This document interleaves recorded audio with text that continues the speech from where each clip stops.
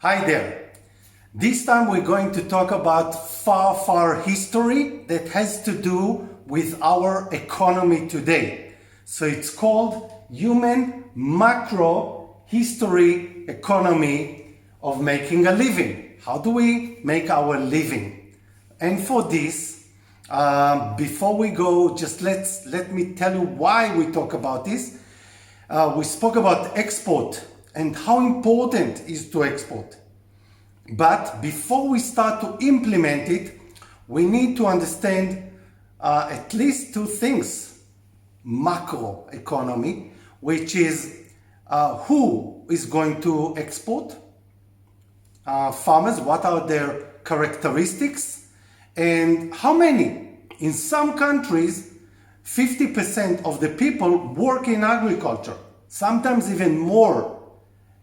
Are we really aiming for all of them to export? Maybe just some. So I'm going to take you to a short trip to far history to understand how we humans and even before acted when it comes to our survival, to our way of making a living. So let me take you now back in history. Okay, so what we see here, we see 7 million years ago, human and chimpanzees actually separated. Then we start hominins.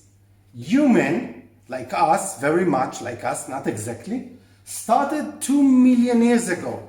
Now, how did we live all this period? Just like any animal. We went out there and we were lucky, we got something to eat.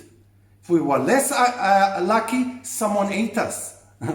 But that's the way everybody acted. Then human appeared. And what happened is we started to go, look, just I want to show you before I go to next slide. This is where we are, human sapiens, Homo sapiens. Very short history. Now, this is the 2 million years of human. So, most of the time, we made a living by hunters-gatherers. We went and we hunted something. For the first time, we started to plan to do something. Now, this is for 2 million years. And you know what? It was so successful that everything disappeared. We stopped doing things we did before when we just went out there like monkeys today or lions or giraffes and to see how lucky we are. We started making plans, hunters, gatherers for 2 million years. But then guess what? Only 12,000 years ago, we started agriculture. And you know what? Once again, it was so successful that the hunters-gatherers simply disappeared. Wherever agriculture appeared, they disappeared. The hunters-gatherers. So most of the population, let's say 80-90%, moved to agriculture. That went on very good for 12,000 years. But then guess what? Then we had 250 years ago, the Industrial Revolution. And then guess what? Now, most of the population in advanced countries stopped working in agriculture. I'm talking about 80-90%, even far more in some places. Stopped agriculture. That's it. Everybody moved to this because that makes much better way of making a living. And then you know what? Just 100 years ago, it is the information age. This is the best way of making a living. And if I need to think ahead 100 years, probably we will have others. And why do I show it to you? Well, when we think about the future, about who is going to work in agriculture, who is going to do export, we need to take in consideration that this is agriculture. Now, this is not only the industrial revolution, this is also the agri-business or the agri-industrial revolution. Do we really, now that we are here, do we really want to take people to work back in agriculture as it was 12,000 years ago? No.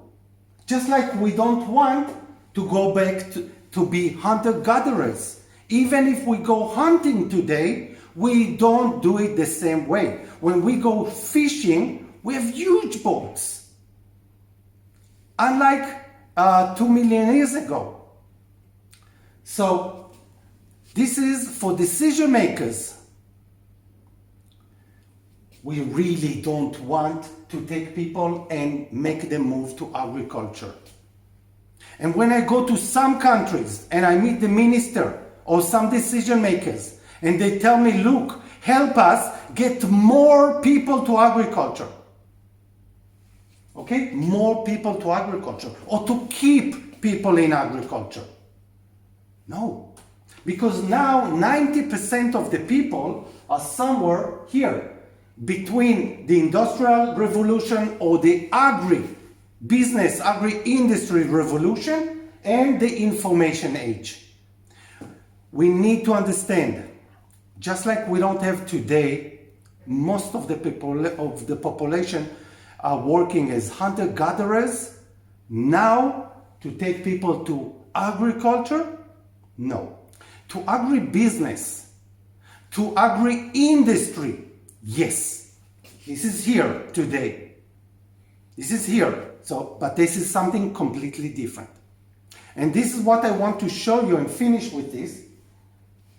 Look, if I take any country, let's talk about Africa, Asia, 80% of the farmers, roughly, belong to this part.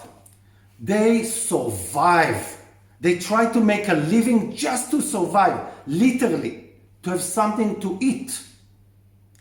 Only 20% belong to agribusiness. When they go out to the field, they don't think about, okay, will I have something to eat today from my own field? They think about, what can I sell? I'm going to grow here a lot and sell. Sometimes I don't use any of it, just sell, because they think of it as business, just like any business, just like any industry. They are the ones, if you are a decision maker, you should focus on them. The 80%, well, there are a lot. And it's not easy. But we will have to think about how we help them to survive. But look, to survive doesn't mean that they need to do agriculture. This kind of agriculture actually does not support much of the country. There are other ways. If they make $100 a year, there are other ways. Maybe not all together, not at the same day, not the same year, slowly. But slowly they need to move. And where will they move? They will move to be in industry, one industry or another, maybe even the agri-industry, but industry or information age. And if you tell me, look, they don't have university degree and so on, I will say true. But so did my parents. Okay? And so did the parents who lived 100 years ago and 200 years ago. It takes time. But we should keep in mind, most of the people from now to the future going to be around here, and maybe more revolutions that will come, not maybe, for sure, in the future. And this is where we want to go. Bye-bye.